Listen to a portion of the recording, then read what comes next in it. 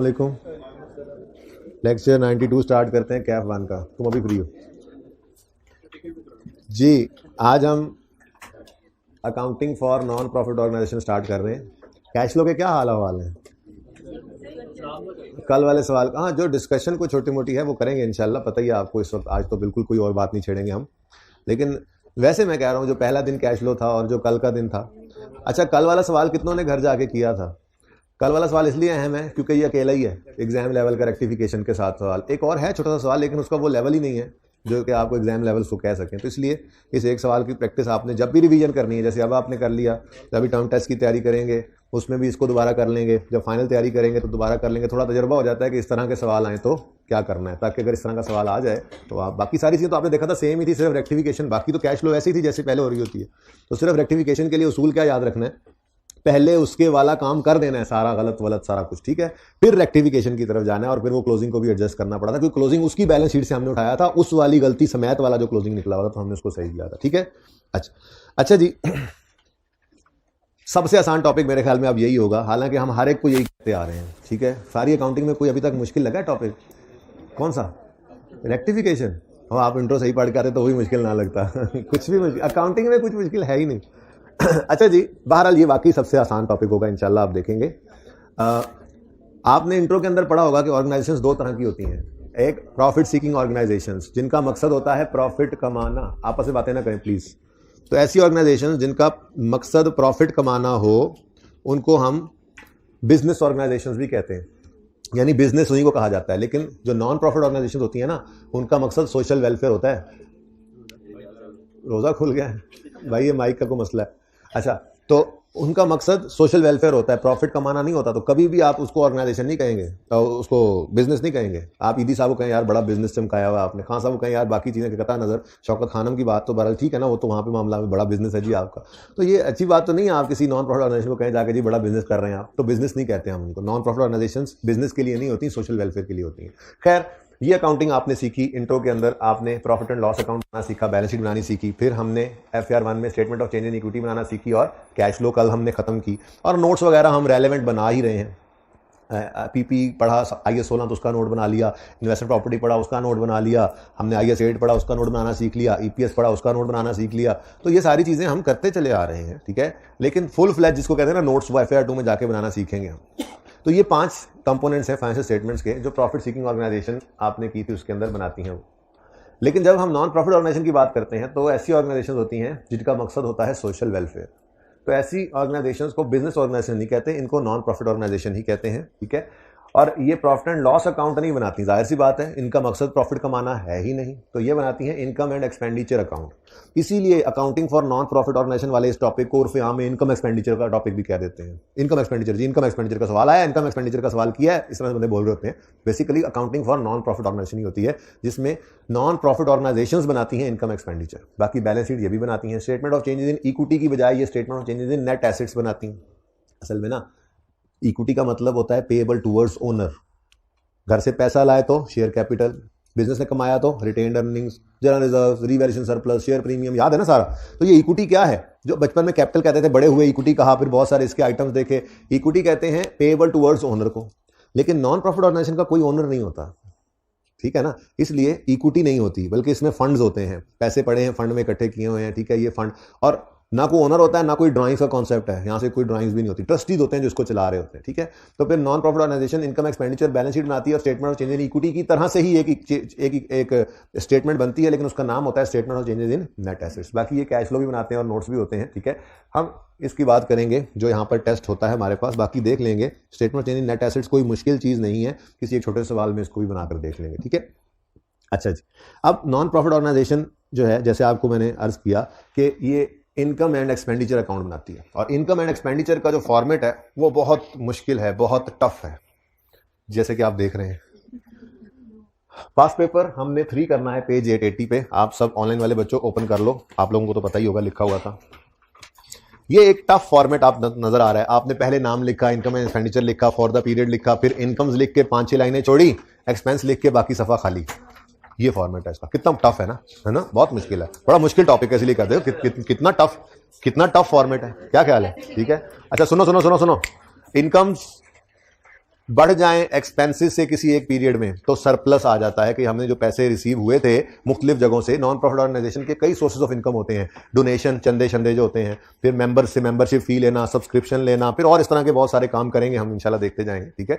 तो इनकम्स किसी पीरियड में एक्सपेंसेस से बढ़ जाए तो सरप्लस है, जिसको सरप्लस को उठा के, जैसे आप मिसाल के तौर पे हमारी एक क्रिकेट टीम है, हमने कहा जी चलो एंट्री इकट्ठी करो, क्रिकेट खेलनी है, सब 200 रुपए ले आए, अब 2200 रुपए इकट्ठे हो गए 11 खिलाड़ियों के, ठीक है।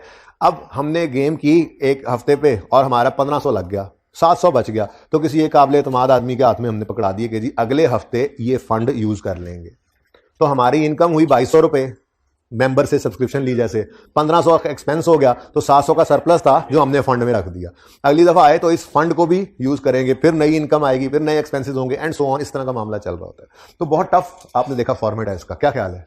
टफ है ना? हाँ। तो जब इनकम एक्सपेंडिचर का सवाल आएगा तो आप लोग उसी तरह से फॉर्मेट, तरतीब वही, आज जैसे पहला सवाल करेंगे आखिरी भी वैसे ही करेंगे। कैश फ्लो में भी हमने ऐसे ही किया था, क्योंकि ये अप्रोच रखने के लिए ही तो, मतलब एक बच्चों के ना बड़ा मसला होता है, सर जी कैश फ्लो का सवाल समझ नहीं आता, शुरू कहां से करें, सर इनकम एक्सपेंडिचर का सवाल समझ नहीं आता, शुरू कहां से करें। ऐसी कोई बात करने वाला बच्चा मिल जाए तो मैं उसको उल्टा लटका दूं, क्योंकि हमने कभी ऐसा किया ही नहीं कि कोई सवाल डिफरेंट तरीके से किया हो, हर सवाल एक ही तरीके से किया हमने। तो गैर महसूस तरीके से, वो पता है हमें कैश फ्लो का सवाल आना है तो क्या करना है, फॉर्मेट बनाना है, जिन जिन वाला उन वाला काम कर करके सवाल खत्म। तो ये भी ऐसे ही है फॉर्मेट। आज जैसे पहला सवाल करेंगे, हर रोज इसमें एक दो चीजें ऐड करते जाएंगे। आज जरा सिंपल सा सवाल है, ठीक है, और बेसिक यही रहना है, ये आपकी बुनियाद यही रहनी है, ठीक है। तो जैसे इनकम एक्सपेंडिचर का सवाल आया, आपने सबसे पहले फॉर्मेट बनाना है। फॉर्मेट में नाम लिखना है, income expenditure for the period, उसके बाद इनकम्स 5-6 लाइनें खाली, एक्सपेंसेस पहला सफा खाली, अगला सफा, फॉर्मेट खत्म।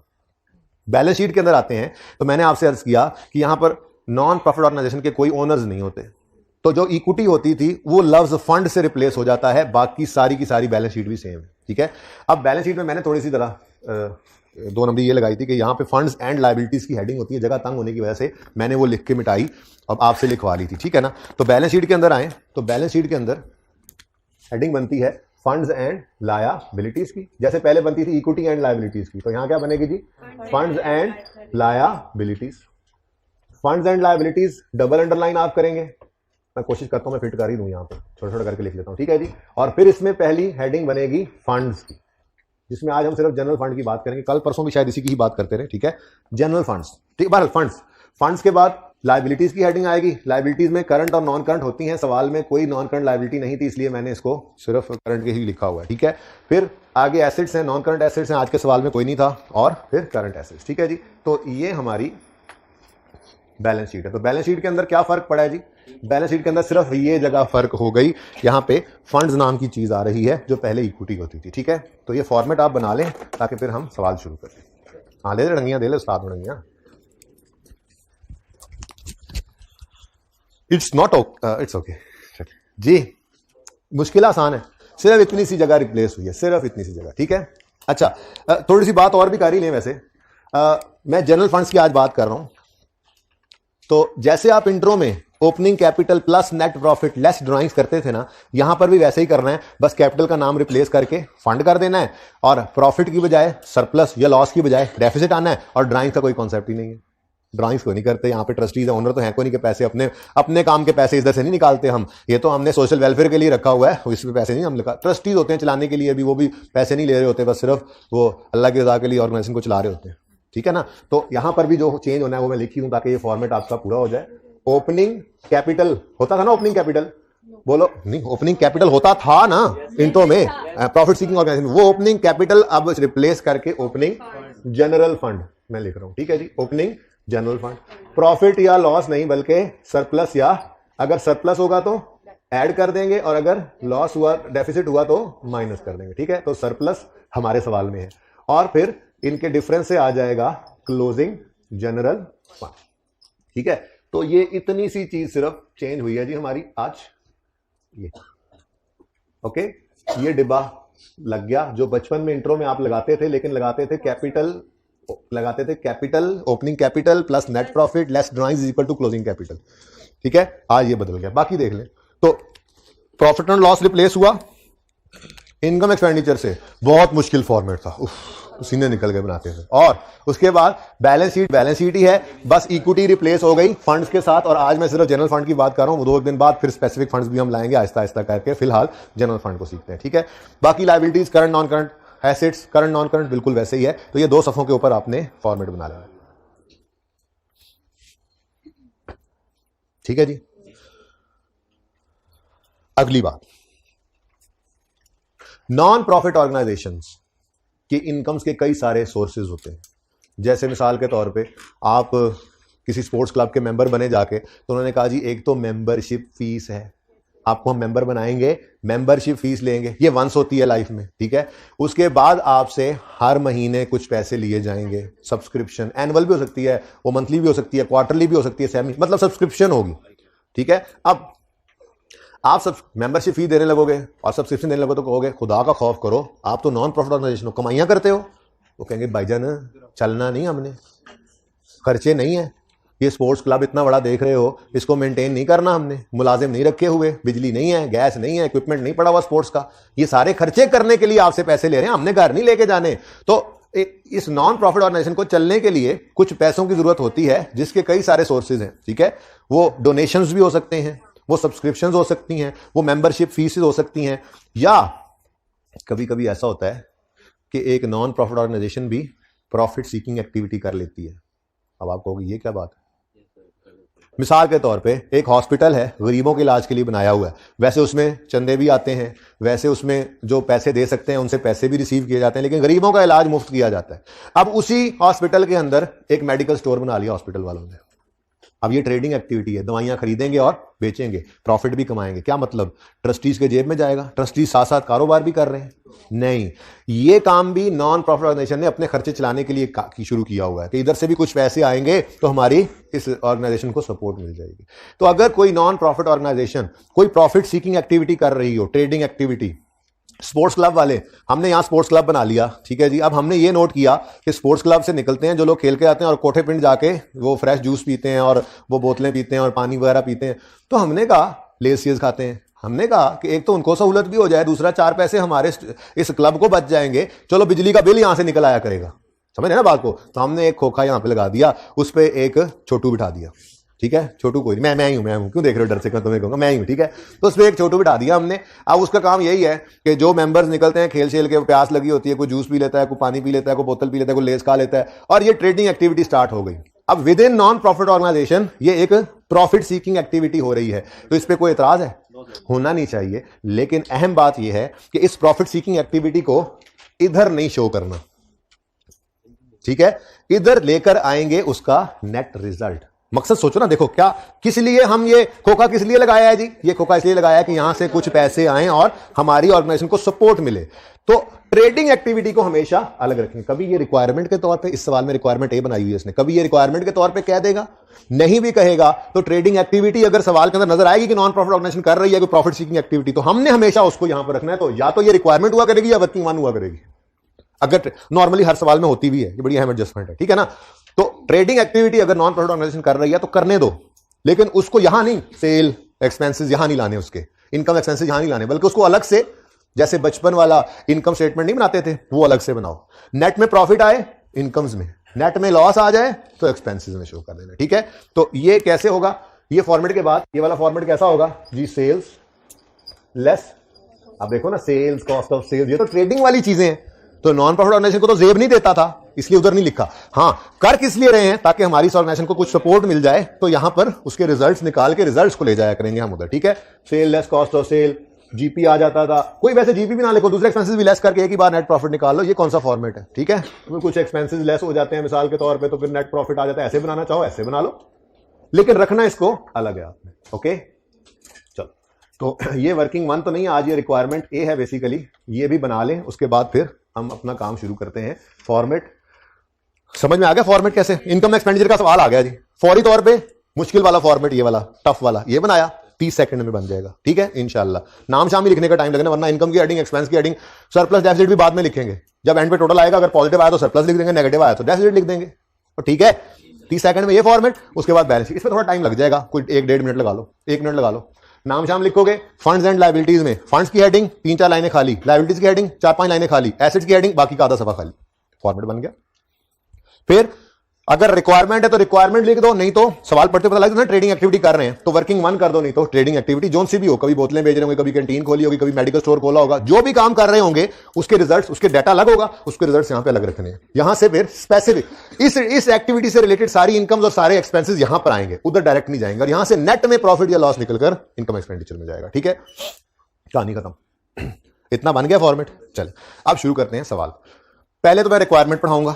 रिक्वायरमेंट है पेज नंबर 880 पर। रिक्वायरमेंट है trading account to show profit arising from the bottles. खोखा लगाया हुआ इन्होंने, बोतलें बेचते हैं, ये रिक्वायरमेंट है, इसलिए मैंने इसको रिक्वायरमेंट कह दिया, वरना वर्किंग वन कह देते अगर अलग से रिक्वायरमेंट ना होती और पता चलता सवाल पढ़ते हुए कि ट्रेडिंग एक्टिविटी है तब भी ये अलग ही होता। ठीक है, ये रिक्वायरमेंट ये हो गई। Next, income and expenditure account for the club for the year 30 September 93। Income expenditure, income expense, कहानी खत्म, पहला सफा गया। फिर balance sheet as on that date, balance sheet आ गई, जिसमें सिर्फ फर्क क्या पड़ा है ये, बाकी तो वही है इंट्रो वाली बैलेंस शीट। ठीक है, अगर इंट्रो में करंट नॉन करंट अलग नहीं करते तो वो करेंगे। ठीक है, अच्छा चले जी, अब फॉर्मेट बन गया, फॉर्मेट बन गया। थोड़ा सा पढ़ लेते हैं चीजें क्या हैं। वैसे उसूल बताऊं, जिन जिन वाला असूल याद है, इधर भी लगेगा। हाँ, वही काम, मतलब कि वो मेहनत इधर भी काम आ रही है, वही बैलेंसिंग। बस फर्क थोड़ा सा ये लगेगा, हमें इनकम एक्सपेंसेस देकर नॉर्मली कैश निकलवा रहा होता था कैश फ्लो में, इधर आज कैश कुछ दे देगा, इनकम निकलवाएगा, क्योंकि हमने इनकम और एक्सपेंडिचर अकाउंट बनाना है, बाकी कुछ नहीं है। मैं कह रहा हूं ये बहुत आसान टॉपिक है। ठीक है, अगेन 60-70% तक काबू में ही होता है हर एवरेज बच्चे के भी, और अच्छे बच्चों के काबू में और ज्यादा आ जाता है। ठीक है, लेकिन एक दो एडजस्टमेंट तो हो सकती हैं जो परेशान करें, लेकिन हमने कभी भी उनसे परेशान नहीं होना।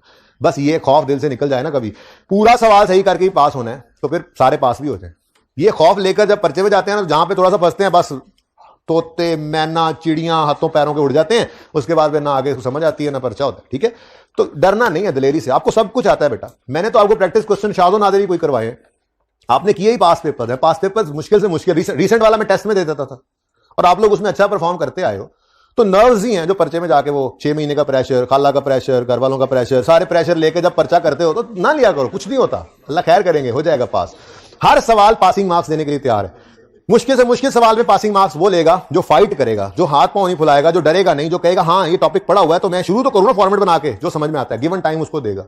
और सारा बच्चा ऐसा थोड़ा ही होता है, आसान भी होता है मुश्किल भी होता है। तो सारे बच्चे पास हो सकते हैं, लेकिन वो बात जो पूरे 3 महीने चलती रही है और अभी भी चल रही है, 3.5 महीने हो गए, कि जो समझ में आए कर दो, वो करने वाले बच्चे पास हो जाते हैं, चाहे पूरा सवाल समझ में आ रहा है या नहीं आ रहा। तो ये अब आपके ऊपर डिपेंड करता है। सब कुछ पढ़ने के बाद आप लोग पास करने की तरफ जाते हैं या बुजदिल बन के फेल होने की तरफ। अच्छा, तो वही जिन जिन के ओपनिंग या क्लोजिंग होंगे उनके लेजर्स ओपन करेंगे। ठीक है, सुभान अल्लाह। अच्छा चले अब सवाल पढ़ते हैं, जरा है क्या क्या कुछ इसमें, जरा देख तो लें। ठीक है, चलो बिस्मिल्लाह।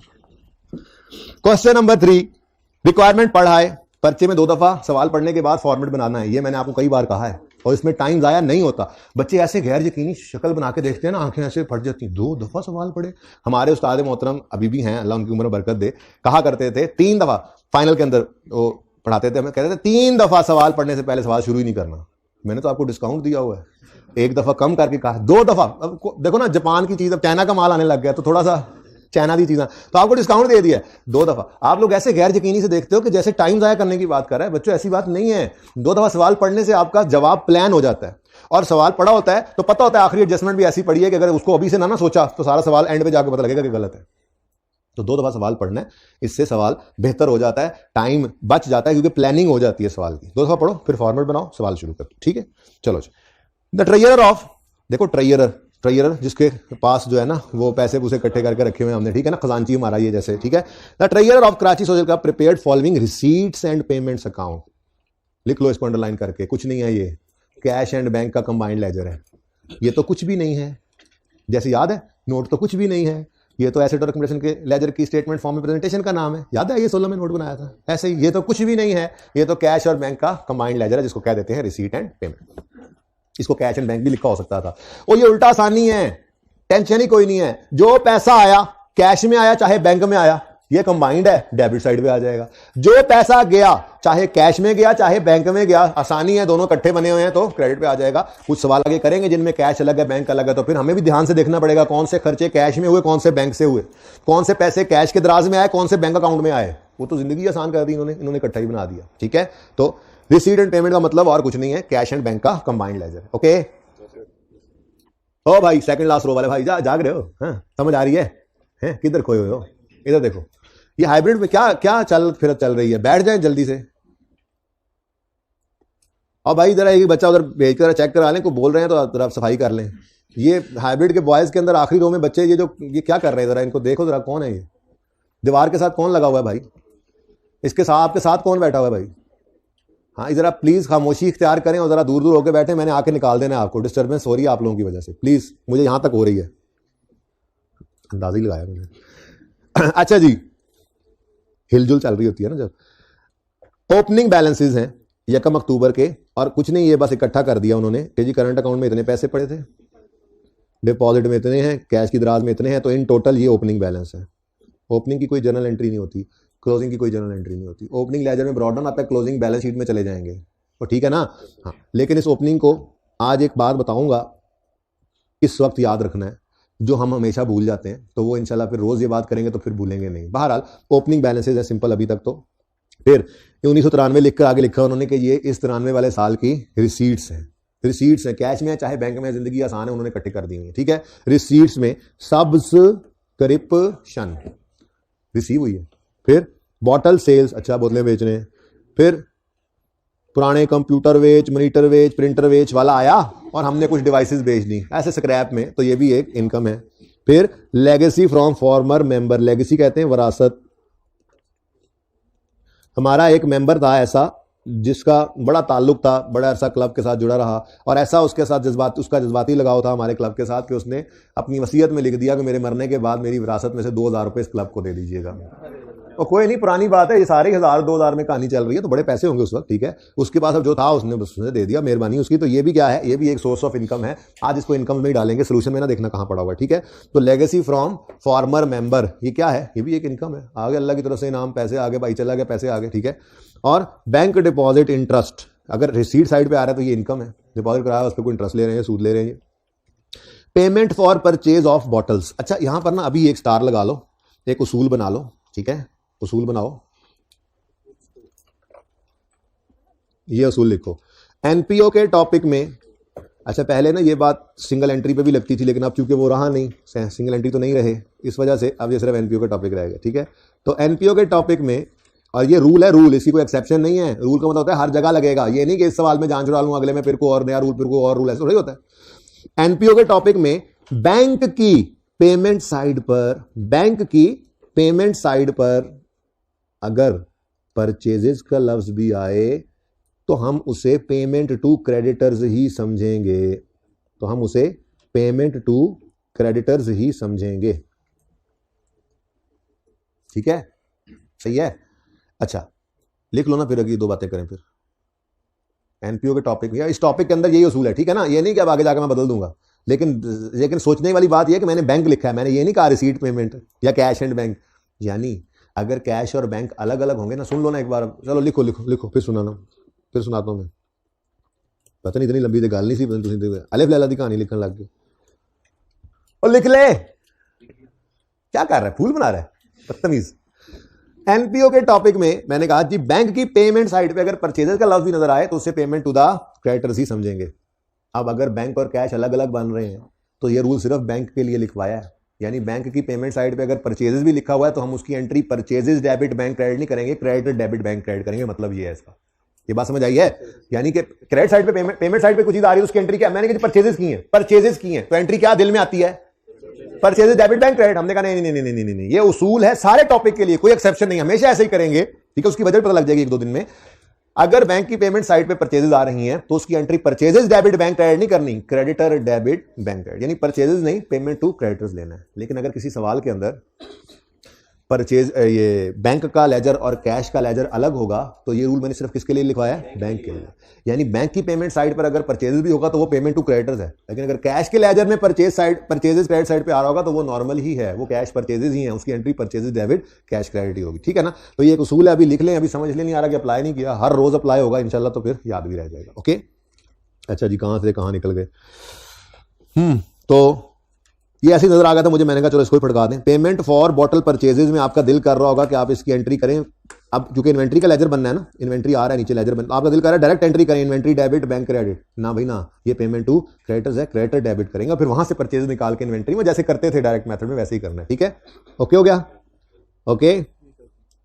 अच्छा अगर पेमेंट टू क्रेडिटर्स ही लिख दे फिर क्या करेंगे? फिर तो लेना ही वही है, मसला तो परचेजेस का है। ठीक है, लेकिन बैंक के लिए हाँ, आज ये मसला इसलिए नहीं है कि रिसीट और पेमेंट वैसे ही इकट्ठा कर दिया, रिसीट पेमेंट मतलब कैश और बैंक वैसे ही इकट्ठा हो गया है, तो ये पता नहीं कैश का या बैंक का, हमें इससे क्या, हमारी तो जिंदगी आसान हुई पड़ी है, दोनों लेजर इकट्ठे हुए पड़े, तो इसकी पेमेंट साइड के ऊपर अगर आ रहा है तो ये भी पेमेंट टू क्रेडिटर्स ही है। ओके ठीक है।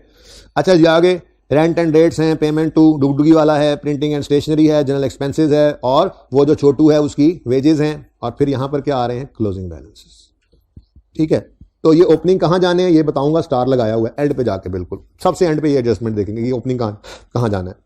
बाकी सारे डेबिट्स की डबल एंट्री हम करेंगे जब हम जिन जिन वाले लेजर ओपन किए बैठे होंगे, तो जो लेजर होंगे यहां का डेबिट उनमें क्रेडिट रेलेवेंट जगह पे, और यहां के क्रेडिट उन रेलेवेंट लेजर्स में डेबिट, और जिनके लेजर नहीं होंगे तो डायरेक्ट इनकम है तो इनकम में, एक्सपेंस है तो एक्सपेंस में, अभी देखेंगे, सवाल करते हैं। ठीक है उसके बाद जिन जिन के ओपनिंग क्लोजिंग आ रहे हैं, बॉटल स्टॉक है, subscription in arrears, subscription in advance, फिर credit for border rent, trade accrued, fidelity bond, ये बताता हूं, फिलहाल इसके आगे लिख लो लायबिलिटी है, बता दूंगा लेकिन फिलहाल लिखो ये क्या है, लायबिलिटी क्या होती है अभी बताता हूं। अच्छा अब एक चीज परेशान कर रही है, ये सब्सक्रिप्शन होती क्या है? एनपीओ के लिए सब्सक्रिप्शन होती क्या है? इनकम, एरियर और एडवांस, ये तो एक्रूअल नहीं आ गया फिर? ओ हाँ, गया ही कहां था, गया ही कहां था, लेकिन यहां और शिद्दत से आ गया। यहां पे एक दो सवाल ऐसे दिखाऊंगा जिसमें बात ही सिर्फ एक सवाल है, एक्रूअल ही चल रहा है, उसमें है ही एक्रूअल सारा। ठीक है, हम एक्सपेंसेस के एक्रूअल को तो नहीं भूले, हर सवाल में आई होते थे, इनकम वाला जरा कम कम हुआ था, लेकिन कच्चा कच्चा कोई नहीं है, हमने ये काम किया हुआ है बच्चों। ये लेजर याद है बा, यही लेजर बना, यही लेजर है इकट्ठा, सब्सक्रिप्शन एडवांस में भी आ रही है सर, एरियर में भी आ रही है, एक ही वक्त में ये कैसे हो सकता है? बिल्कुल हो सकता है, ये तो सबसे ज्यादा हो सकता है। रेंट में तो फिर समझाना पड़ता था आपको, सब्सक्रिप्शन का नाम उस वक्त नहीं लिया था, मैंने कहा था अगले टॉपिक में आएगा सब्सक्रिप्शन, बड़ी प्रैक्टिस होगी, हर सवाल में इनकम का एक्रूवल होना है, इसमें सब्सक्रिप्शन होनी है तकरीबन। ठीक है, अब ये तो ज्यादा दिल को लगने वाली बात है। मिसाल के तौर पर 100 मेंबर्स हैं हमारे क्लब के, 70 मेंबर एडवांस में पैसे देते हैं और 30 एरियर में देते हैं, तो subscription income at the same time advance में भी हो सकती है, एरियर में भी हो सकती है, ओपनिंग पे भी क्लोजिंग पे भी। ओके, अब ये इनकम का लेजर अगर अगर आपको याद हो तो मैंने कहा था अगर इनकम रिसीवेबल है तो वो एसेट है, और अगर इनकम एडवांस में ले लिए तो वो लायबिलिटी है। ठीक है, अगली बात, इनकम के लेजर में कैश क्रेडिट साइड पे आता है और प्रॉफिट एंड लॉस वाली फिगर जो इनकम है वो डेबिट साइड पे आती है। अब फर्क सिर्फ इतना सा है कि वो जो प्रॉफिट एंड लॉस वाली फिगर है वो प्रॉफिट एंड लॉस में जाती थी ना, अब प्रॉफिट एंड लॉस नहीं बना रहे, वही इनकम एंड एक्सपेंडिचर में चली जाएगी। प्रॉफिट एंड लॉस में भी तो वो प्रॉफिट या इनकम या एक्सपेंस ही जाता था ना, इनकम एक्सपेंडिचर में भी इनकम या एक्सपेंस नहीं जाना है, बस प्रॉफिट एंड लॉस में नहीं जा रहा है, इनकम एक्सपेंडिचर में जा रहा है। अगली बात, अगर इनकम रिसीवेबल है तो याद करो एसेट है, एसेट है तो करंट एसेट में, और अगर इनकम एडवांस में है तो लायबिलिटी है, लायबिलिटी है तो करंट लायबिलिटीज में। क्यों लायबिलिटी है? Provide obligation to provide services in future. क्यों एसेट है? Right to receive cash in future. ये सारी बातें पढ़ी हुई हैं हमने, ठीक है, रिवाइज करा रहा हूं क्योंकि अब हर सवाल में इसको अप्लाई करना है, पक्का हो जाएगा इंशाल्लाह मजीद। रिसीवेबल खतरनाक लफ्ज था, मैंने कहा असल में ना, मैंने आपको कहा था ये ऊपर वाले 4-5 लिखे हुए हैं ना, accrued, due, owing, arrear, outstanding, बड़े खतरनाक लफ्ज हैं। ये एक्सपेंस के साथ लगे तो पेबल का मतलब देते हैं, इनकम के साथ लग जाए तो रिसीवेबल का मतलब देते हैं। तो ये मेहनत भाई, ये हाइब्रिड में क्या हो गया है, हाइब्रिड 2 में नजर आ रहा है जी? सही है, नजर आ रहा है बच्चों? हाथ खड़ा कर दें, सही है तो अच्छा जी। तो ये सारा मेहनत करके आए थे, इसी दिन के लिए मेहनतें की हुई थी, इनकम की भी, एक्सपेंसेस भी। आप देखते हैं अक्रूवल के 2.5 दिन लगे हुए, फिर उन्होंने जान नहीं छोड़ी, हर टॉपिक में तकरीबन साथ साथ चलते ही आए हैं। तो ये अभी भी आपके साथ, कैश फ्लो में भी आपके साथ। इनकम जरा कम आती थी, एक्सपेंसेस हर सवाल में आए होते थे, यहाँ पे एक्सपेंसेस तो होंगे ही, इनकम भी हर सवाल में होगी। तो इंशाल्लाह ये अक्रूवल मजीद पक्का हो जाएगा आपका। ओके, तो ये वो पुराना लेडजर है जिसको हमने रिवाइज करना था। लो भाई, हो गया रिवाइज। चलो, अब मेरे ख्याल में सब्सक्रिप्शन का लेजर बनाना 1 मिनट का काम है। सब्सक्रिप्शन के लेजर के अंदर आपने opening arrear, opening advance, closing arrear, closing advance, cash and bank, वो रिसीट एंड पेमेंट में आपको कैश की फिगर नजर आ रही थी, वो लिखना है, इनकम की फिगर बैलेंसिंग, इनकम चली जाएगी इनकम एक्सपेंडिचर में, और क्लोजिंग जरा जाग के सुने, क्लोजिंग एडवांस या एरियर जो होगा अपने हिसाब से बैलेंस शीट में लायबिलिटी या एसेट्स में चला जाएगा। ये टॉपिक है सारा, बस इतनी सी बात है। अच्छा, अब इसको भी फटका दें जरा, ये क्या चीज होती है, ऐसे फिर आपको ये पता नहीं क्या है, पता नहीं सर ने बताया नहीं, हालांकि मैं पहले सुबह बता दी है, लेकिन आज से पहले मैं कहता था ये कल बताऊंगा, मैं नहीं बताऊंगा ये कहता था, ठीक है, लेकिन सादा सी बात है, चलो सुन लो। ये है पुराना कॉन्सेप्ट, अब इसका रवाज नहीं रहा इतना। ये अब छोटू जो हमने रखा है खोखे पे, आपको पता है कि ये तो है नहीं कि एक बोतल बेचेगा और भागा भागा कैश ला के कैशियर को देगा, ये पकड़ो। नॉर्मली ये होता है कि सारे दिन की सेल्स वो करता रहता है और डे एंड पे एक बार पैसे जो इकट्ठे होते हैं जाके कैशियर को दे देता है। स्टूवर्ड नहीं एंट्रीज करता, ये छोटू नहीं करता, ये पैसे लाके देता है अकाउंटेंट को और अकाउंटेंट डे एंड पे एंट्री कर लेता होगा कैश या बैंक डेबिट और सेल ऑफ बॉटल्स क्रेडिट, ठीक है ना। अब देखो इसके सामने हमारा कैश एक्सपोज है एक दिन के लिए, तो हम एक अंदाजा लगा लेते हैं कि जी मिसाल के तौर पे हमारी रोजाना की सेल 150 हो जाया करेगी। तो उसको हमने कहा नौकरी चाहिए, बेटा जाग के बैठे, नौकरी चाहिए यार, ये ऐसी थोड़ा तेज करा दे, बच्चों को नींद आ रही, बीच वाले भी चला रहे हैं, ठंड से जागेंगे, थोड़ा सा एक बार चलवा दें जी, थोड़ा निग्गा काम होता है ना, तो नींद आ रही होती है जी। सुनो हमने अंदाजा लगाया कि 150 की सेल होती है रोज, कैश इतना पड़ा होता है दराज में। तो हमने से कहा भाई नौकरी करनी है ना, तो 200 रुपए सिक्योरिटी जमा करा दो, सिक्योरिटी जमा करा दो, ये आपकी अमानत होगी हमारे पास। जिस दिन आप नौकरी छोड़ के जाओगे ये 200 आप वापस ले लेना, सिर्फ इसलिए ताकि हम खुद को सिक्योर कर लें। ये ना हो कि वो शाम को जाते हुए हाथ साफ करके घर ही चला जाए और वो आखिरी बार हम उस छोटू को देखें, अगली बार वो नजर ही ना आए। तो उसका 200 पहले ही रख लिया है कि जितनी को सेल होती है नॉर्मली, तो उतने पैसे हमारे पास सिक्योरिटी पड़े हो। तो जब इसको नौकरी दी होगी, ये पुरानी बात है क्योंकि ओपनिंग क्लोजिंग सेम आ रहा है, ये पहले को इसको रखा होगा नौकरी पे, तो जब रखा होगा नौकरी पे तो उसको कहा होगा पैसे ला दो, 200 रुपए ला दो, तुम्हारी अमानत, बॉन्ड कहते थे इसको, फिडेलिटी बॉन्ड, ठीक है। इसका रवाज अब नहीं, आप लोग इंश्योरेंस करवा लेते हैं। तो वो लेकर आ गया। अब जब लेकर आया तो उसकी एंट्री हुई कैश डेबिट और लायबिलिटी क्रेडिट, ठीक है।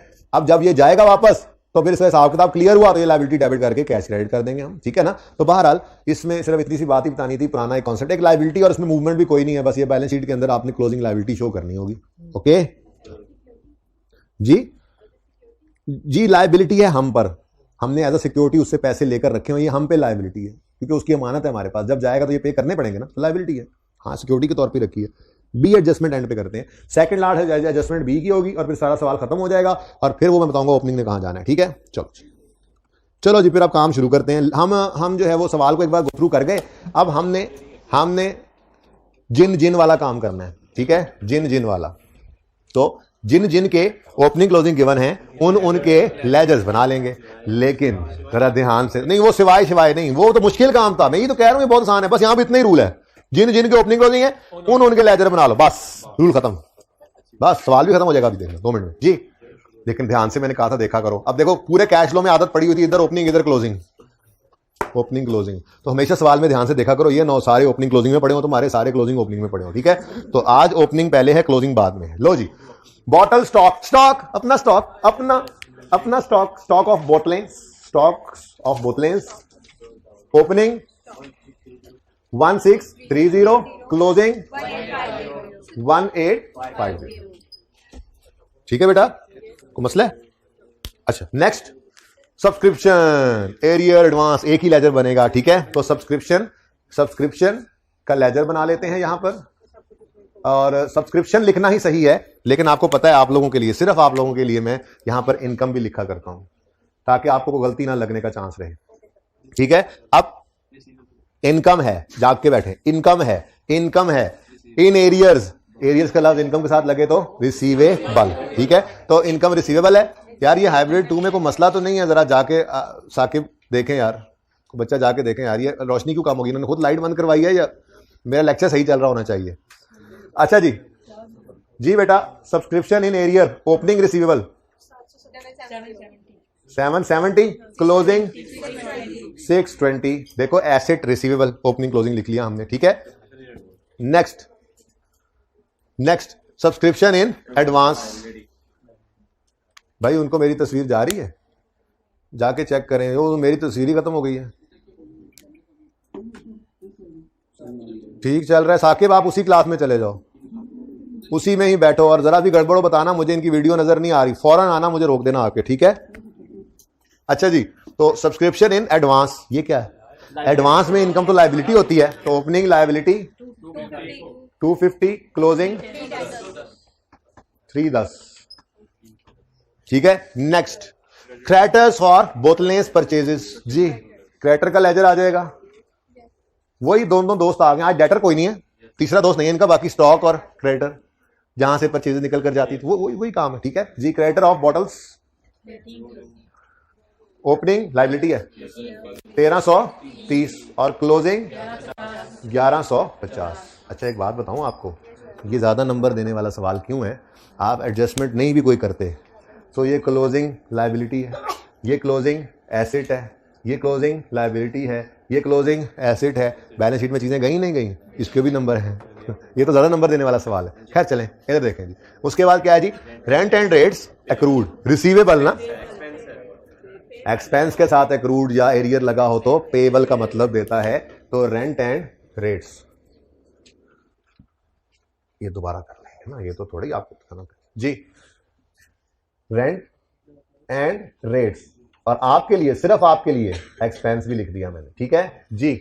लायबिलिटी है, एसेट है, मतलब रिसीवेबल, प्रीपेड है या पेबल है, एक्रूड, पेबल। Opening 750, closing 820।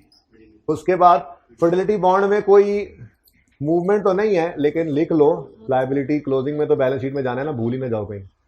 ये बैलेंस शीट है, ये कैश फ्लो थोड़ी क्लोजिंग में नहीं जाना। चलो जी, ना भी बनाए तो काम चलेगा। हाँ, अगर ना भूलो तो लायबिलिटी में लिख लो, फिर लेजर ना बनाओ, मूवमेंट कोई नहीं है इसमें किसी किस्म की। ठीक हो गया जी। चले, जिन जिन वाला काम हो गया, यहां तक आप साथ हैं, यहां तक आपने भी साथ साथ लिखा, ऐसे ही है ना। अब आपने 2 मिनट के लिए कुछ नहीं करना, मैं पहले सारा काम करूंगा, फिर मैं 2 मिनट रुकूंगा और आप बगैर इधर देखे उसको कर लेना, ताकि नकदो नकदी ही हमारी प्रैक्टिस हो जाए। मैंने कहा ओपनिंग ने कहां जाना है, ये एंड पे बताऊंगा, एंड पे, ठीक है। और बाकी जो कुछ भी इसमें है ना, अब उसको माफ नहीं करना। ये रिसीट्स हैं, इधर डेबिट तो कहीं ना कहीं क्रेडिट होनी है। जिसका लेजर बना होगा वो क्रेडिट उस लेजर में डाल देंगे, जिसका लेजर नहीं होगा बारो बार इनकम। ऐसे ये एक्सपेंस, ये पेमेंट्स हैं, ये पेमेंट्स इधर बैंक या कैश की क्रेडिट है, ये दूसरी तरफ डेबिट होंगी। डेबिट अगर लेजर बना हुआ है तो इस क्रेडिट का रेलेवेंट डेबिट उसमें डालेंगे, और अगर नहीं है कोई एक्सपेंस का लेजर तो सीधा ही एक्सपेंसेस में फेंक देंगे। अब ये काम साथ साथ नहीं करना, थोड़ी देर रुक कर देख लें, 2 मिनट का काम नहीं है और सवाल एंड हो जाना है फिर, ठीक है। तो इसलिए मेरे पास टाइम है, मैं रुक कर आपको टाइम दूंगा कि आप यही काम दोबारा कर लें ताकि प्रैक्टिस हो जाए, ठीक है। लो जी, ओपनिंग में कहां जाना है, इस पर स्टार लगा होगा। अब सब्सक्रिप्शन रिसीट साइड पर पड़ी है, यानी पैसे आए हैं। ये कैश एंड बैंक लिख दो, रिसीट एंड पेमेंट लिख दो, आपकी मर्जी है क्या लिखना चाहोगे वहां, कैश एंड बैंक। जरा कैश एंड बैंक एक दिन लिख लेते हैं, फिर रिसीट पेमेंट का मतलब कैश एंड बैंक ही होता है, ठीक है। तो ये देखो, ओ हाँ, एक उसूल और लिखो, जगह नहीं है तो कहीं सज्जे खब्बे लिखो। यहां पर ये मैं इसके लिए लिखवा रहा हूं, ये मैं इसलिए लिखवा रहा हूं कि टाइम बचा करेगा परिचय में। तो लिखें, पहले सुने फिर, ताकि प्लान हो जाए कितना लिखना है। पहले सुने, एनपीओ के सवालों में अगर कैश या बैंक का लेजर ऐसी तरह दिया हो कि ओपनिंग, डेबिट्स, क्रेडिट्स और क्लोजिंग आ रहा हो, तो हम इसको दोबारा बनाएंगे नहीं। लेजर बनाना चाहिए था ना, जिन जिन के ओपनिंग क्लोजिंग आ रहे हैं, इसका भी तो ओपनिंग क्लोजिंग आ रहा था, इसका लेजर क्यों नहीं बनाया, वक्त बचाया है। ये बना बनाया लेजर है, जो लेजर में डबल एंट्री करनी है वहां पे ओपन करके डेबिट लिख के क्रेडिट लिखे, उससे बेहतर है यहां लिखे हुए को टिक कर लें और सिर्फ क्रेडिट कर दें दूसरी तरफ जाके, ठीक है ना। तो ये हमारे लिए एक सहूलत हुआ करेगी परिचय में, अगर कैश या बैंक का लेजर ऐसी तरह बना दे कि ओपनिंग, डेबिट्स, क्रेडिट और क्लोजिंग मौजूद हो। अब कैश एंड बैंक अलग अलग भी हो सकते हैं और रिसीट पेमेंट भी हो सकता है, ठीक है। नॉर्मली बैंक का लेजर या रिसीट पेमेंट हो तो इस तरह बनता है, कैश का बनाना ही पड़ता है। बहरहाल उसूल लिखो। देखो, एनपीओ के सवालों में अगर मैं क्या लिखवा ही दूं, वरना तो बच्चे सो ही रहे हैं। एनपीओ के सवालों में अगर receipt payment account, receipt payment bracket में लिखो कैश / बैंक, एक ही बात है ना। एनपीओ के सवालों में अगर रिसीट पेमेंट यानी कैश बैंक का लेजर ऐसी तरह दे दे, ऐसी तरह आप इस तरह लिख लें, ऐसी तरह दे दे के ओपनिंग आ रहा हो, बल्कि यूं लिखो कि ऐसी तरह दे दे कि ओपनिंग, डेबिट्स, क्रेडिट्स और क्लोजिंग आ रहे हों। अलग अलग क्या लिखना, ओपनिंग्स, डेबिट्स, क्रेडिट्स और क्लोजिंग आ रहे हों। तो हम सॉल्यूशन में इस लेजर को दोबारा नहीं बनाएंगे, तो सॉल्यूशन में हम इस लेजर को दोबारा नहीं बनाएंगे।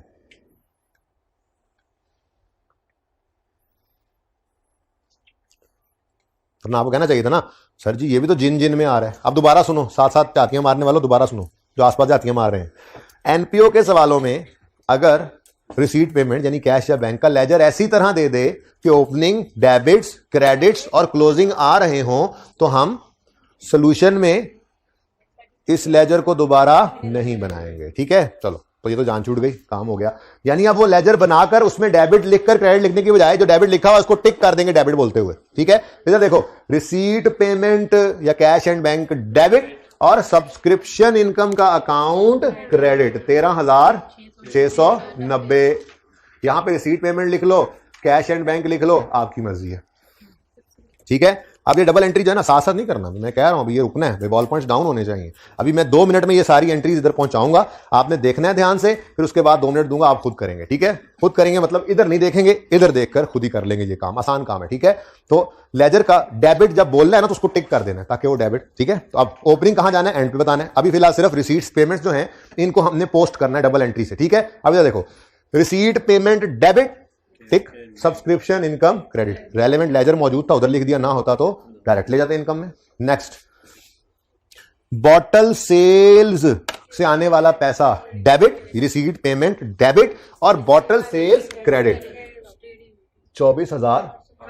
ये एंड पे ना एडजस्टमेंट बी की वजह से चेंज होगा, लेकिन वो फिर बाद में काट के सही कर लेना, फिलहाल उसको मत सोचो फिलहाल, ठीक है ना। फिलहाल गलत लिख लेना, बस एक लाइन लगा के फिर एडजस्टमेंट होगी, सही कर लेंगे, ठीक है ना, ताकि डबल एंट्री एक बार करना सीख लो, ओके। अब एंट्री क्या बनी, receipt payment debit sales credit. और अगर डेटर का लेजर होता, ये हम उधार पे भी बेचते थे मेंबर्स को, तो फिर डेटर का लेजर बनता और ये वहां पर पहुंचती और वहां से सेल निकलती, लेकिन डेटर है नहीं तो इसका मतलब कैश सेल्स ही करते हैं, ठीक है। तो रिसीट पेमेंट डेबिट और सेल्स क्रेडिट है, स्टॉक में सेल्स आएंगी, इधर कॉस्ट ऑफ सेल्स आती है। हाँ, नेक्स्ट जी, पुराने कंप्यूटर वेच, मीटर वेच, छान बूरा वेच, सारा मैंने वेच दिया, सारी क्लास जी। वो बंदा आया, कुछ हमारे पास कबाड़ में पड़े हुए थे पुराने मीटर, कंप्यूटर, प्रिंटर, हमने उसको फेंक दिया, स्क्रैप है, कोई डिस्पोजल का अकाउंट नहीं बनाना, सिंपल रिसीट पेमेंट डेबिट और लेजर कोई नहीं है तो इनकम क्रेडिट। क्या लिखा हुआ है उधर, other sales from devices, sale of devices लिख देता हूं यार, सेल ऑफ डिवाइसेस, तो डायरेक्ट आ गया। कितना है जी, पुराने कंप्यूटर वेच, मीटर वेच, कंप्यूटर जी, एंट्री बनी receipt payment debit income credit, ठीक हो गया। नेक्स्ट, लेगेसी है, सॉल्यूशन में मत देखना ये कहां पे लिखा हुआ है, मैं तो कह रहा हूं बस ये पैसे आ गए, ये हमारी क्या है, इनकम ही है, तो इसकी entry receipt payment debit legacy income credit. Legacy income 2,000 रुपए की इनकम हो गई, कोई गया हमें तो आया, कोई गया हमें तो आया जी, ऐसी है दुनिया। और बैंक डिपॉजिट इंटरेस्ट इनकम है डायरेक्ट, हो सकता है अगले सवालों में जाकर वो कोई इंटरेस्ट रिसीवेबल टाइप कोई चीज भी बता देंगे तो फिर वो लेजर में से होकर एक इनकम की फिगर निकलेगी, वही मुश्किल काम किया तो आसान है, ठीक है। अब entry receipt payment debit bank deposit interest income, receipt side पे है ना तो इनकम हुई, ठीक है। लेजर था नहीं, डायरेक्ट ले आए, बैंक डिपॉजिट इंटरेस्ट। ओह, आपका अपना नाम, नंबर, आपका अपना फेवरेट नंबर आ गया, ताड़ा अपना नंबर आ गया जी। डेबिट साइड इज ओवर, ठीक है, क्रेडिट साइड पे चलते हैं। पहले ये असूल लिखवा दिया, जिंदगी आसान हो चुकी है।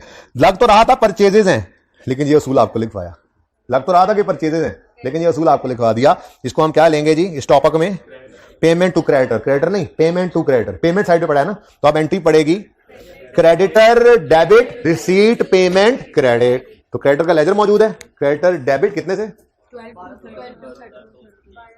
ये देखो क्रेडिटर, ऐसे ऐसे एंट्री डबल करनी ताकि पता लगे डबल एंट्री हो रही है। लेजर बन नहीं ना रहा, टाइम बचाया, कितना टाइम बच रहा है, वरना लेजर बना रहा तो क्रेडिट साइड पे इसको लिखते हैं। अब एंट्री पड़ी क्रेडिटर डेबिट, क्लास सही चल रही है, क्रेडिटर डेबिट और receipt payment account credit. Next,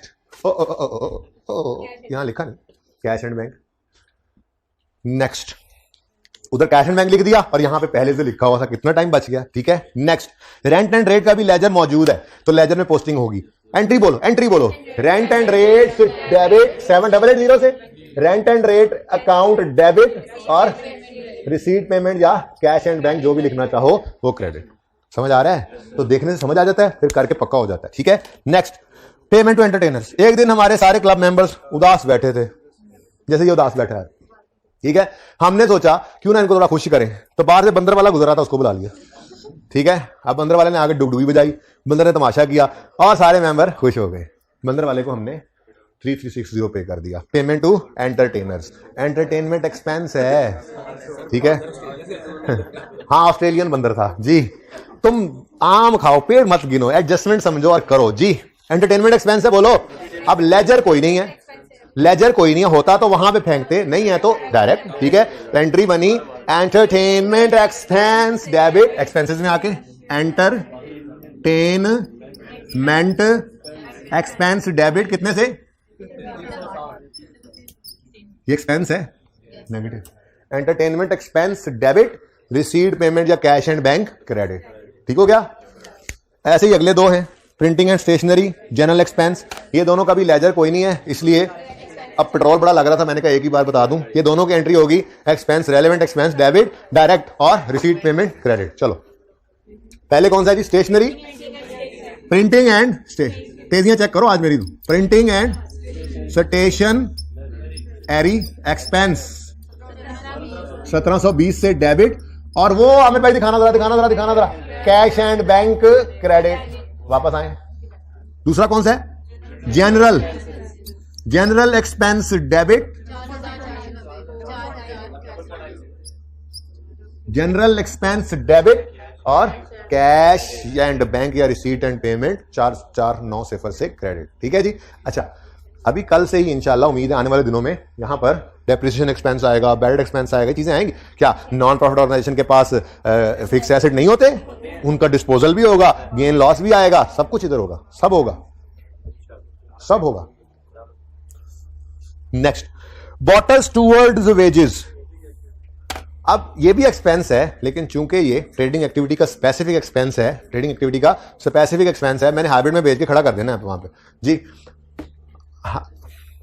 ये ट्रेडिंग एक्टिविटी का स्पेसिफिक एक्सपेंस है, तो इसको इनकम एक्सपेंडिचर में नहीं डालना, बल्कि ट्रेडिंग एक्टिविटी में डालेंगे जो अलग वर्किंग है, वहां से फिर नेट में ही असर तो इसका पहुंच जाता है, ठीक है।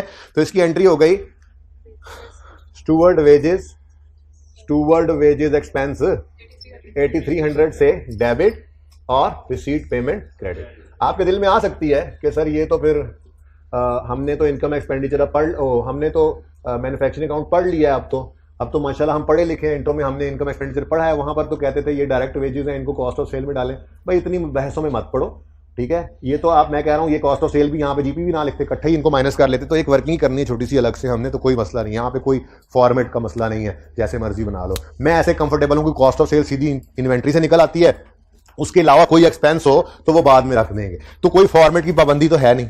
आप कह सकते हैं वेजेस हैं तो डायरेक्टली अट्रीब्यूटेबल है, तो यहां पे डालें जी कॉस्ट ऑफ सेल में, हाँ डाल लो, आपकी मर्जी है, पर मैं ऐसे ही कंफर्टेबल हूं। Sale less cost of sale GP, उसके बाद कोई डायरेक्ट खर्चे हो, डायरेक्ट इनकम हो तो बाद में लिख लो, क्योंकि सेल डेटर वगैरह से निकल आती है, डायरेक्ट आ गई, और कॉस्ट ऑफ सेल इन्वेंट्री से निकल आती है, तो यह आसान काम है, मैं तो ऐसे ही करूंगा, आपकी मर्जी, ठीक है। और ये क्लोजिंग्स कहां जाएंगे? बैलेंस शीट में। कुछ छोड़ना नहीं है इधर, जो छोड़ा हुआ है वो बताया हुआ है, वो एंड पे बताऊंगा, और आइंदा से वो नहीं छोड़ा करेंगे, वरना ये ना पर्चे पे पड़ा रह जाता है। लेजर सारे इधर पड़े हैं, ये लेजर बनाया नहीं है, तो इसकी चीज जो है ना, क्लोजिंग भी नहीं छोड़ना, अभी पहुंचाओ, और ओपनिंग भी जहां पर जाना होगा वो स्टार्ट में ही लिख दिया करेंगे कल से इंशाल्लाह, जब पता लग जाएगा तो, ठीक है, ताकि ये मिस ना हो जाए कहीं। ओके, तो क्लोजिंग एसेट्स है तीनों। करंट अकाउंट है, करंट अकाउंट 6400 क्लोजिंग बैलेंस है, और डिपॉजिट अकाउंट 4600 है। अच्छा, अब कैश इन हैंड जो है ना, इसमें आखिरी एडजस्टमेंट ने हिट होना है, लेकिन मैं फिलहाल इसको भी बाहर ही लिख रहा हूं 30, फिर मैं ओहो ये एडजस्टमेंट है, जो एडजस्टमेंट इसको और इसको हिट करेगी तो इनको ब्रैकेट में ले आऊंगा और सही कर लूंगा, ठीक है ना। लेकिन फिलहाल मैंने ये सारा कुछ पूरा कर लिया है। ओपनिंग को छोड़कर बाकी सारे डेबिट्स क्रेडिट्स, ठीक है, ओपनिंग को छोड़कर बाकी सारे, आप मेरे साथ साथ आमिर भाई क्यों चल रहे हैं, ओपनिंग को छोड़कर सारे डेबिट्स क्रेडिट्स यहां पर आकर, क्लोजिंग भी यहां पर हमने पहुंचा दिया। अब इसके लिए 2 मिनट काफी, तो इधर ले आए कैमरा, सोल्यूशन से देखो, सोल्यूशन वाली तरफ कोई ना देखे, मैं उस तरफ खड़ा हो रहा हूं, खबरदार किसी ने देखा जल्दी करें भाई। हाइब्रिड 2 गर्ल्स की खैर खबर दे दे, नो वीडियो आ रही है यार, यहां पे ऐसे वहम सा लगा हुआ है, ऐसे ही कोई गड़बड़ हो क्लास में फौरन आके मुझे रोकना है साकिब आपने, और वहीं पे बैठना है। नहीं लेजर उधर देखो, लेजर ओपनिंग क्लोजिंग करके ओपन तो कर ली है, करने थे ना, जल्दी जल्दी जल्दी जल्दी, शाबाश, प्रैक्टिस।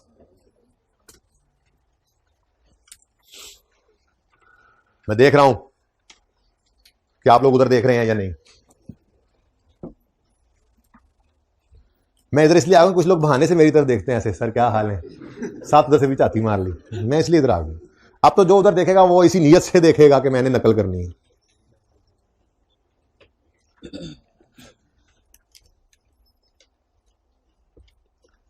एंट्री करना भाई, करना एंट्री। तुम मुझे इधर भी देखी जा रहा है, इधर सोल्यूशन नहीं मिलेगा मेरे पीछे।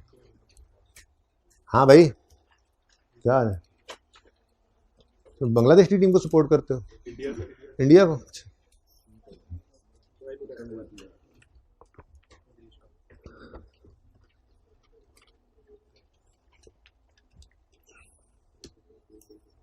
ये हाँ मैंने देखा अभी, एक दो बच्चों ने उधर ऐसे मुंह इधर ही रखा हुआ था और ऐसे करके देखा, ऐसे करके मैंने देखा अभी।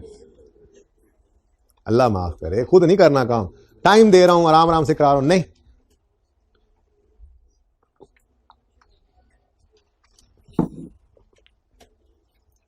मुश्किल चीज सब्सक्रिप्शन इनकम थी, वो पहले ही हमने, बाकी तो फॉर्मेट्स ही हैं आज जो सीखने।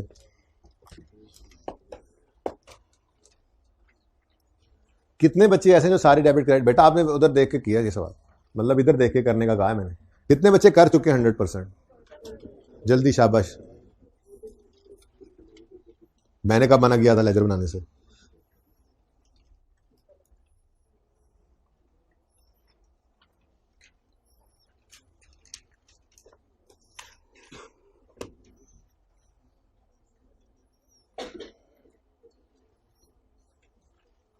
बाकी अब जिसे नकल करनी है करे, भी फायदा तो इसी का ही होना है कि आप हाइब्रिड वाले तो नहीं कर सकते, मैंने कैमरा इधर रोक दिया। ऑनलाइन वाले भी घर बैठे हैं, काश के उधर कर नहीं, वो तो वापस जाएंगे, वापस जाके पॉज करेंगे, वहां से लिख लेंगे। शर्म करो, ऐसे करने से पहले सोच लेना 10 बार 100 बार सोच लेना घर वालों ने कितना इन्वेस्ट किया हुआ आप लोगों पे। ऐसी 2 नंबरी लगाने से पहले किसके लिए नकल कर रहे हो, किसको दिखाने के लिए नकल कर रहे हो? बच्चा तो आई कैप ने लेना है भाई, ना मैंने लेना है ना अम्मा ने लेना है, वरना हम पास कर ही देते। आप कितने बच्चे कर चुके? ऑलमोस्ट 50%।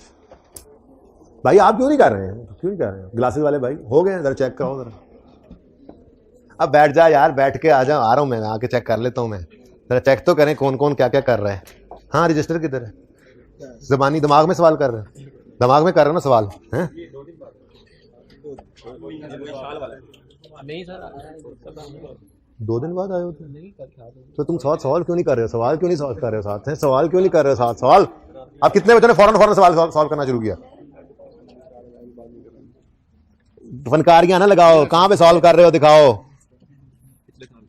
ये तो पुराने वाला है, ये तो पुराने वाला है। ट्राई कैसे कर लिया? तुम्हें कैसे पता था मैंने ये सवाल करवाना है? 2 नंबरियां ना लगाया करो, ऐनक ना होती, मैं तेरा सिर मार देना सी इधर।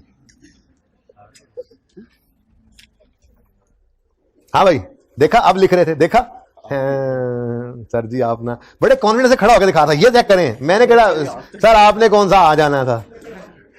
हाइब्रिड वालों में आ रहा हूं। चलो कोई नहीं, किया हुआ है मुझे लग रहा है, ट्राई 5। वैसे चला था तो उनको शक पड़ गया था कि आ रहा है, असल में बहुत सफर है, फिर लेट हो जाएंगे, जरा पूरा कर ले। चले जी, लो भाई सवाल खत्म हो गया, सिर्फ एक एडजस्टमेंट रह गई है आखिरी। कोई रहता है अभी तो हाथ खड़ा करे। है? अच्छा जी सुने, अब तरतीब ये है, जैसे मैंने आपको बताया नॉर्मली होता है कि हमारा स्टूवर्ड जो था छोटू, वो छोटू जो है वो डे एंड पे सारी सेल का कैश जो इकट्ठा होता है बोतलों का, वो कैशियर को दे के जाता था। कैशियर अकाउंटेंट वो एंट्री कर लेता था, कैश या बैंक डेबिट और सेल क्रेडिट, ठीक है। लेकिन 30 सितंबर 1993 की शाम को छोटू की अम्मी की कॉल आई, बेटा मामू आए हुए गांव से, जल्दी से घर आ जा। अब वो 5 बजे की बजाय 4 बजे खोखा बंद करके बताया पूछे बगैर निकल गया, पैसे अंदर ही रह गए, लेके नहीं गया, बेईमान नहीं है, अच्छा ईमानदार है, ठीक है। लेकिन उससे मसला क्या हुआ? मसला यह हुआ कि 30 सितंबर को जो बोतलें बिकी थी उनका कैश उसके दराज में ही पड़ा रह गया, कैशियर के पास नहीं गया। तो अब क्या करना चाहिए? उसको फिर अगले साल 94 वाले में डाल दें? नहीं भाई, पैसे आए पड़े थे, रिकॉर्ड होने से रह गए थे, लग गया पता तो कर लो रिकॉर्ड, ठीक है। लग गया ना पता? कहां पता लगा? ये पता लगा, पढ़ो। Bottle sales of 480 on the शाम of 30 September 93 have been retained in the stewards office, खोखे की दराज में, हमने कहा, ठीक है। And are not included in above receipts and payment account. जाहिर सी बात है उसके पास पड़ी रह गई, तो कैशियर के पास, अकाउंटेंट के पास गई नहीं है फिगर, ये सेल, ये कैश, तो उसने एंट्री भी नहीं की, तो अब फिर क्या करे? कर लें, लेकिन मसला क्या है, ये कैश डेबिट सेल क्रेडिट 480 से होने से रह गया है, तो जब होगा तो ये कैश की फिगर भी हिल जाएगी और ये सेल की फिगर भी हिल जाएगी। ठीक है, आप तो काट के लिखेंगे ना, मैं तो मिटा दूंगा अभी। इसका मतलब ये कैश भी अनएडजस्टेड है, बताया था वैसे मैंने, लेकिन मैंने कहा था कि उसको सोचना मत, क्योंकि डबल एंट्री में डिस्टर्बेंस ना हो, पहली बार कर रहे हैं, ठीक है ना, तो कोई नहीं, काट के लिखना, पर्चे में भी ऐसे ही कर लिया करो, बाद में पता लगे तो कोई नंबर नहीं कटता इसका। ठीक है, तो ये अनएडजस्टेड है और इधर से ये सेल 24,850 ये भी अनएडजस्टेड है। इन दोनों में कुछ ऐड होना है या लेस होना है। ठीक है, अब बल्कि इसको यूं करते हैं, आइए सेठ जैसा, गलत फिगर सवाल से उठाएं 30, गलत फिगर सवाल से उठाएं 24,850। ओके, और ब्लू मार्कर से एडजस्टमेंट करेंगे। क्या एडजस्टमेंट करनी है? 480 की सेल रिकॉर्ड होने से रह गई तो रिकॉर्ड करो, रिकॉर्ड करो, बोलो बोलो, कैश डेबिट बढ़ा लो, 480 से कैश डेबिट और 480 से सेल्स क्रेडिट। ठीक है, लो जी, कहानी खत्म, सवाल ही खत्म हो गया जी। ये कितना आ गया? 510 और ये कितना आ गया? 253,330। ठीक है जी, चलो ओके। नाउ अब रह गया है सिर्फ बैलेंसिंग वाला काम, तो बैलेंसिंग शुरू करते हैं। ब्लू मार्कर बाहर आ चुका है, ब्लू मार्कर कह रहा है कि ये लिखने के बाद बच्चे रुकने लगे हैं। ठीक है, और वैसे बैलेंसिंग तो साथ साथ भी हो जाएगी, साथ साथ ही करेंगे। ठीक है, ठीक है। अब सबसे पहले आपके सामने आ रहा है स्टॉक्स का लेजर। स्टॉक में आपको पता है कॉस्ट ऑफ सेल आती है क्रेडिट साइड पे, कॉस्ट ऑफ परचेज यानी परचेज आती है डेबिट साइड पे। तो अभी दो मिसिंग चीजें हैं, इसने तो जवाब दे दिया, हम आगे बढ़ गए। आगे आए तो इसने कहा जी ओपनिंग भी है, क्लोजिंग भी है, कैश भी है, बैलेंसिंग फिगर लो मुझसे इनकम।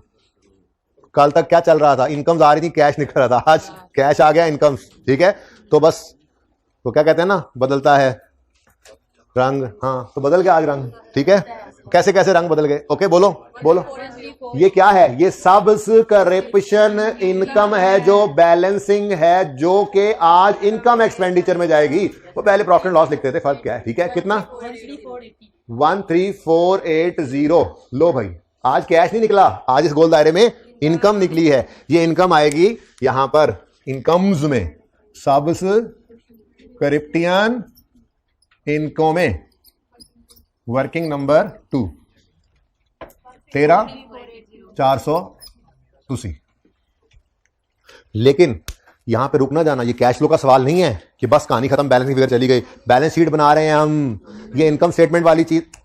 ऐसे कैसे, ऐसे कैसे, ऐसे कैसे करवाया हुआ है ये काम? लेजर बना था एक्सपेंस का, प्रॉफिट एंड लॉस में 545 गया था, और क्लोजिंग जी एसेट है, करंट एसेट्स में ले आओ। रेंट एक्सपेंस का लेजर बना था, प्रॉफिट एंड लॉस में एक्सपेंस गया था, क्लोजिंग जी लायबिलिटी है, लायबिलिटीज में ले आओ। सब्सक्रिप्शन इनकम का लेजर बना, इनकम चली गई इनकम्स में, जो क्लोजिंग में पड़े हैं इनको भूलना नहीं है, ये लायबिलिटी है और ये एसेट है, ये क्लोजिंग बैलेंसेस। तो ये मैं पहले भी कह रहा था कि एडजस्टमेंट नहीं भी आती हो, ये क्लोजिंग तो बैलेंस शीट में लिख के नंबर ले ही सकते थे, ये गिवन है सवाल में पहले से। ठीक है, तो 310 क्या है? Closing advance. एडवांस मतलब लायबिलिटी, तो सब्सक्रिप्शन इन एडवांस, ये वर्किंग का रेफरेंस नहीं, सवाल में गिवन था 310, सवाल में गिवन था। ऐसे ही इसको भी साथ ही भुगता दो। ये 620 क्या है? सब्सक्रिप्शन इन एरियर्स, एसेट है सब्सक्रिप्शन इन, सब्सक्रिप्शन रिसीवेबल लिख लो, सब्सक्रिप्शन इन एरियर लिख लो, इन एरियर्स यानी रिसीवेबल, एसेट है। लेकिन वर्किंग में आपने नहीं निकाला, सवाल ने आपको निकाल के दिया हुआ था, फिगर दी हुई थी। ठीक है, लो जी, एक लेजर पूरा हुआ और 3 नंबर मिल गया हमें सवाल के, इनकम, लायबिलिटी, एसेट, सब कुछ आ गया, क्योंकि उसने मांगा तो ये हुआ है ना, लेजर थोड़ा ही मांगा उसने मांगा तो यही हुआ। ओके, चलें आगे, आगे बढ़े। क्रेडिटर बोतलेज ने क्या कहा? क्रेडिटर बोतलेज ने कहा परचेजेस दे दो, बैलेंसिंग 12050। लेकिन साथ ही हमें ख्याल आया, ओहो हम तो परचेजेस का अकाउंट बना नहीं रहे, हम तो इन्वेंट्री या स्टॉक का अकाउंट बना रहे हैं। तो फिर यहां पर हमने क्या लिख लिया? स्टॉक ऊपर लिखा हो तो स्टॉक ही लिख लो, यानी ये बैलेंसिंग फिगर हमने कहां फेंकनी है? स्टॉक में। परचेजेस वहीं पे फेंकते हैं ना, बिल्कुल बिल्कुल ये वही काम है डायरेक्ट मेथड में जो करके आए अभी कल परसों। ठीक है, तो यहां पर ले आए 12,050 और यहां पर हमने लिख दिया क्रेडिटर्स। ठीक है, ये तो आई थिंक ब्लैक से लिखना चाहिए, बैलेंसिंग फिगर मिक्स ना कर दो आप, ठीक है। ये कहां से आया है? ये तो हमारी वर्किंग नंबर 3 से आया है 12,050। लेकिन जो लेजर पूरा हो जाए ना, इसमें बस ये ध्यान रखना है उस लेजर का सब कुछ पहुंचा दो। जैसे क्रेडिटर का बैलेंसिंग निकल के तो यहां चला गया, लेकिन ये क्लोजिंग आपने भूल जाना है। ये लायबिलिटी है, क्रेडिटर एसेट नहीं होता, ठीक है। तो क्रेडिटर लायबिलिटी है, ये क्लोजिंग ले जाओ यहां पे। क्रेडिटर्स बोथ लेंस, क्रेडिटर्स बोथ लेंस जी, वर्किंग में नहीं, सवाल में गिवन था 1150, ठीक है। ये मिस ना हो जाए, भूल ना जाओ नंबर मुफ्त के। अच्छा, अब आगे बढ़ो। उसने कहा आगे ना बढ़ो, इधर आओ, फिगर आ गई है, मेरे से भी बैलेंसिंग फिगर ले लो। आगे कहां बढ़ो, रुको इधर, कॉस्ट ऑफ सेल ले लो इधर से। हमने कहा अच्छा यार शुक्रिया।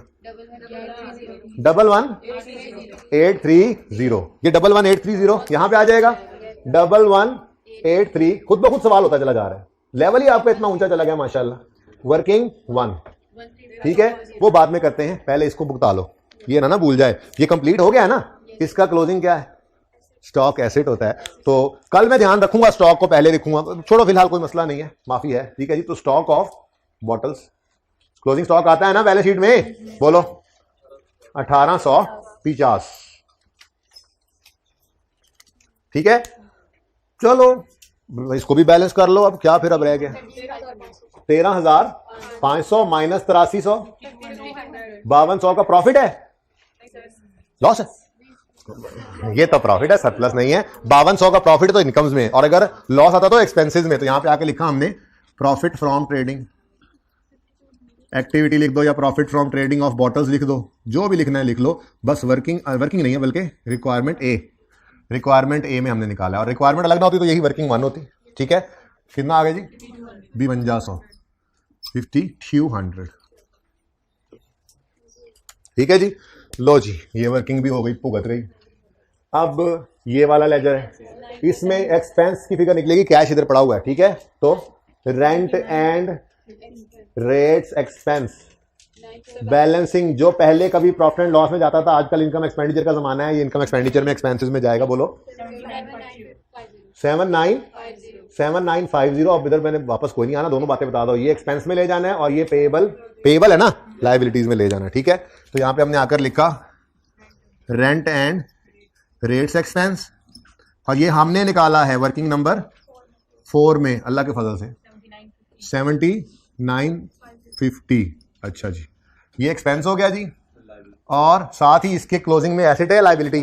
प्रीपेड हो सकता था तो एसेट होता, पेएबल है तो लायबिलिटी। यहां पे रेंट एंड रेट्स पेएबल या एक्रूड, जो लफ्ज़ सवाल लिखो वही लिख लो। एक्रूड लिखा था ना, एक्रूड यानी पेएबल भी लिख सकते थे जी। 820 ये सवाल में गिवन था, 820, ठीक हो गया जी।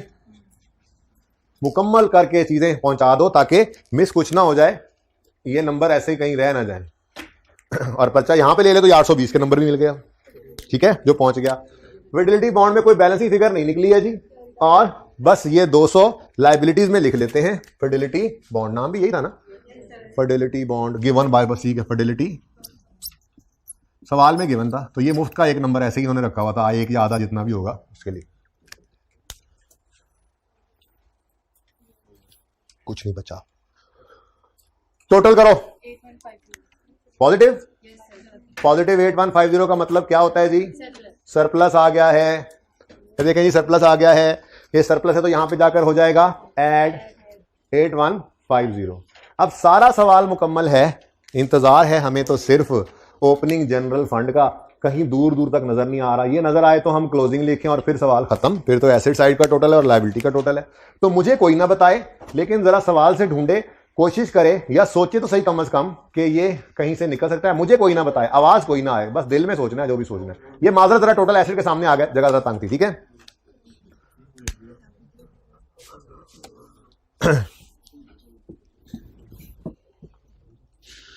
बच्चों, आपके इंट्रो का एक कॉन्सेप्ट है, शायद आपको याद हो, जिसमें आपने अकाउंटिंग इक्वेशन पढ़ी थी कि एसेट्स बराबर होते हैं कैपिटल प्लस लायबिलिटीज के। फिर बड़े होकर हमने कैपिटल को क्या कह दिया? इक्विटी, ठीक है जी। अच्छा, सब्र कर जाओ, ठीक है। अच्छा, अब आपने बचपन में ही ये बात भी पढ़ी थी कि अगर इन तीन में से कोई एक चीज मिसिंग हो तो 2 गिवन हो तो निकल सकती है एज अ बैलेंसिंग फिगर। तो नॉर्मली इक्विटी के ऊपर एमसीक्यूज भी आपके होंगे, इंट्रो के अंदर एमसीक्यू बेस्ड पेपर दे के आए हैं ना, तो इक्विटी निकालने के लिए डाटा दे दे, इक्विटी बैलेंसिंग कैसे निकलती है सर, हमें तो पता ही नहीं, कुछ हंस रहे हैं बच्चे। खैर, अगर मुझे इक्विटी निकालनी है तो मैं यूं कह सकता हूं कि जी एसेट्स को लाइबिलिटी, एसेट्स में से माइनस कर दो लाइबिलिटीज को, तो इक्विटी आ जाएगी। रीअरेंज ही किया है ना। अब यहां पर हमने लफ्ज इक्विटी रिप्लेस कर दिया हुआ है फंड से, बल्कि फिलहाल मैं कह देता हूं जनरल फंड, ठीक है जी, जनरल फंड से रिप्लेस कर दिया मैंने, फिलहाल सिर्फ एक ही फंड है ना।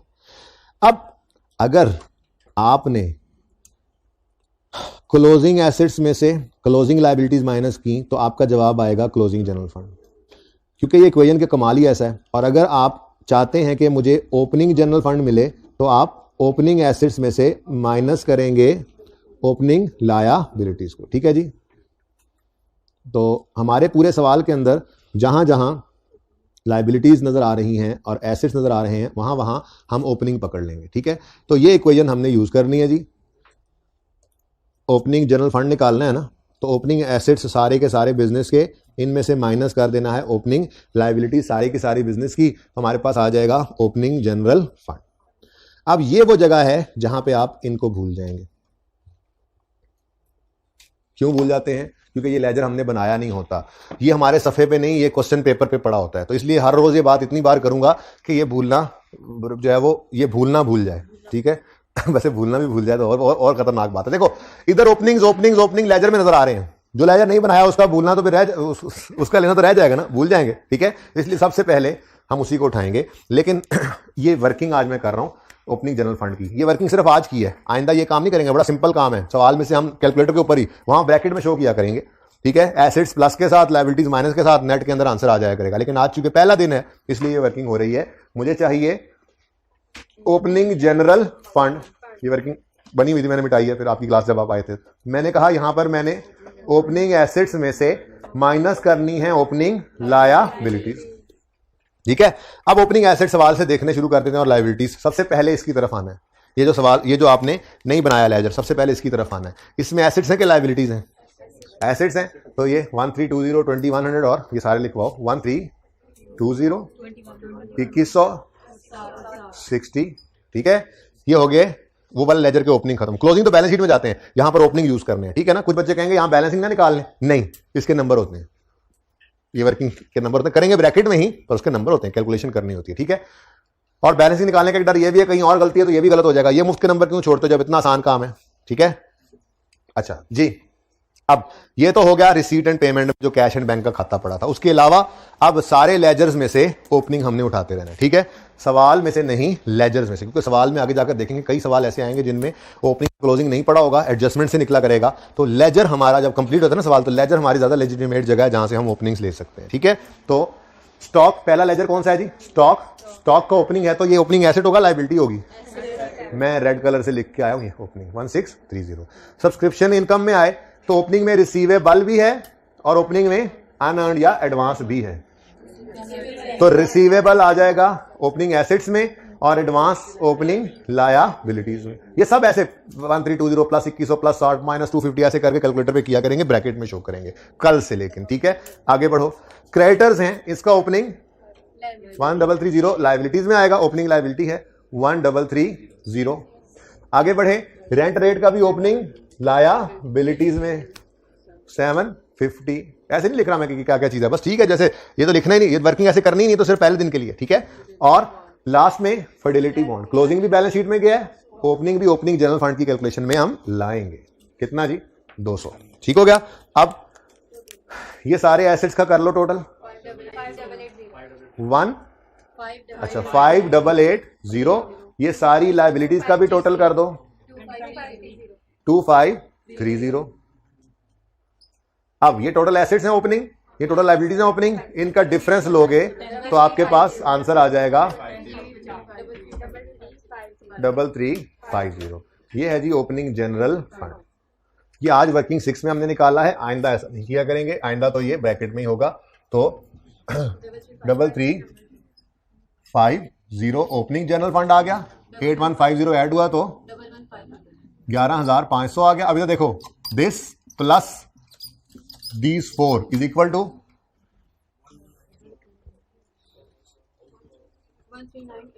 13980। इन 5 का टोटल इकट्ठे ही कर दो, करके देख, सेम ही है 13 करके देखा ये 13980। यकीन है सब पे, 3-4 आवाजें ना आए ना, देखो इंसान ही हूं ना मैं भी, कोई गलती कर गया हूं, आपको नहीं सर क्लास में कर रहे हैं तो बस दूसरे का टोटल बता ही दिया करो, वही होगा। ऐसे कभी भी ना किया करो, ये ना हो क्लास खत्म हो जाए घर जाके पता लगे हो ये तो बराबर था ही नहीं, अब फिर अगला दिन सारा उस पर लग जाए। तो मौके पे खुद कैलकुलेट किया करो, और 5-6 आवाजें आने के बाद मुझे तसल्ली होती है कि एक बच्चे से तो कैलकुलेशन मिस्टेक भी हो सकती है। ठीक है जी, ये सवाल हमारा पहला हो गया, इनकम एंड एक्सपेंडिचर। अच्छा जी, कैसा लगा टॉपिक, कैसा लगा? अच्छा, पहली दफा अच्छा लग गया, आज पहले दिन ही अच्छा लग गया, वरना टॉपिक 2-3 दिन बाद जाके अच्छा लगता है, पहले दिन ही अच्छा लग गया। तो फिर इतना ही अच्छा लगा है ना, तो पास पेपर 4 आपके होमवर्क में था ना, तो एक क्लास वर्क दोबारा करेगा, ये 2 तो हो जाएंगे। अच्छा सुने जी, एमसीक्यूज कैश फ्लो के कितने बच्चों ने अटेम्प्ट किए हैं? माशाल्लाह। चलो एक बार कोशिश करना, और जिनमें मसला है ना उनको निशानदेही करके रख लेना, ताकि जब मैं करवाऊं तो आपको पता हो इन पे स्ट्रेस देना है हमने, तो ठीक है। तो वो आप आहिस्ता आहिस्ता शुरू कर दो, हफ्ते को इंशाल्लाह एक्स्ट्रा क्लास करेंगे। बीच में ये हो सकता है कि मैं कल वेडनेसडे है, शायद कल एक एक्स्ट्रा क्लास रखूं और एक हफ्ते को मैं बता दूंगा कि कब रखनी है। मैंने पूछा नहीं आप लोगों से, ठीक है? क्या टैक्स की एक्स्ट्रा क्लास है कल? मैंने ट्यूसडे और थर्सडे को करनी है FAR2 की क्लास ना एक्स्ट्रा, तो वीकडे में करनी होती है, तो बीच में वेडनेसडे और सैटरडे, फ्राइडे भी है वैसे तो फ्राइडे सैटरडे 2 दिन बुला लूंगा और क्या। चले मैं आपको बता दूंगा, I will let you know. अच्छा सुने भाई साहब, फिक्स एसिड भी हुआ करते हैं, उनका डिस्पोजल वगैरह भी हुआ करता है, किसी सवाल के अंदर सब कुछ आ सकता है। पास पेपर 4 को ट्राई कीजिएगा, अच्छा सवाल है। ठीक है जी, आज के लिए बस इतना ही, जिंदगी रही तो कल होगी मुलाकात। क्वेश्चन 4 होमवर्क में है पास पेपर का। अल्लाह हाफ़िज़।